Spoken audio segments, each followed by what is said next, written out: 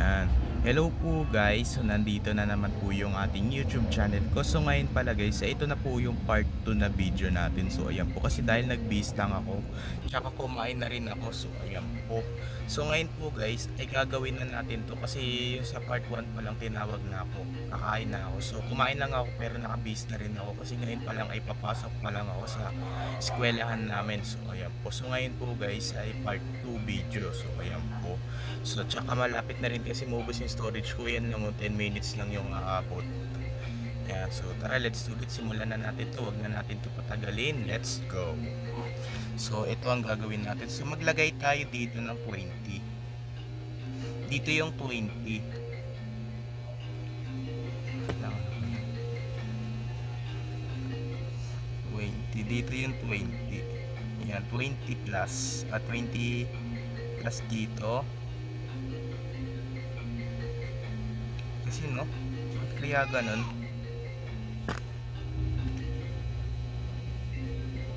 Yan, pagkatapos ay maglagay naman tayo dito sa kabila ng 20 minus. Dito 20 minus dito.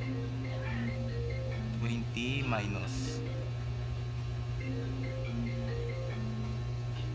Yan, pagkatapos ang kasunod naman ang ilalagay dito ay maglagay tayo dito ng ano,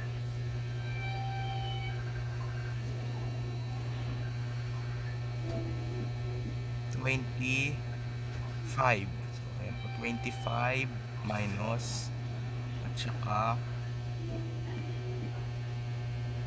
nilagay din tayo dito ng 25 plus 25 plus. Yan, pagkatapos ang gagawin na lang natin dito ay maglagay tayo dito ng 35 dito, 35 dito, 35 plus. Pagkatapos kabilaan naman sa 40, lalagay natin dito 35 minus.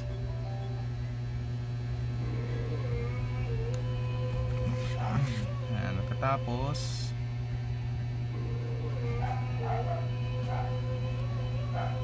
kasi pantay itong dalawa eh.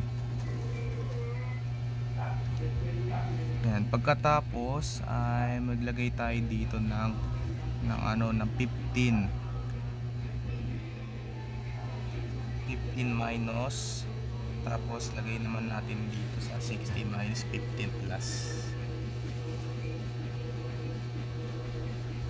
Yan, pagkatapos meron pa tayong anin dito ay 10 minus 10 plus dito, 10 plus dyan, tapos ito sa 50 plus ay 10 minus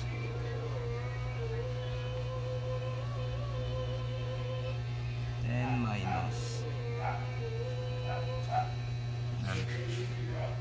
So maglagay na lang tayo dito ng 98765 9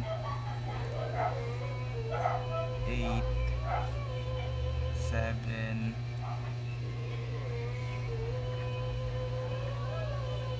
6. Okay na yan, kahit okay lang naman din, medyo hindi mapantay.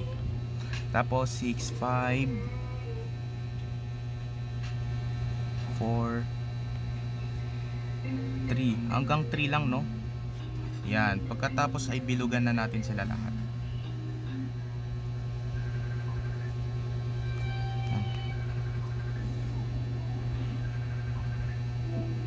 Yan, isa pa, saka lagyan natin to ng plus. Dito minus, dito plus. Dito yung minus, dito yung plus. Sa 4 naman ay minus, sa 5 plus. Yan.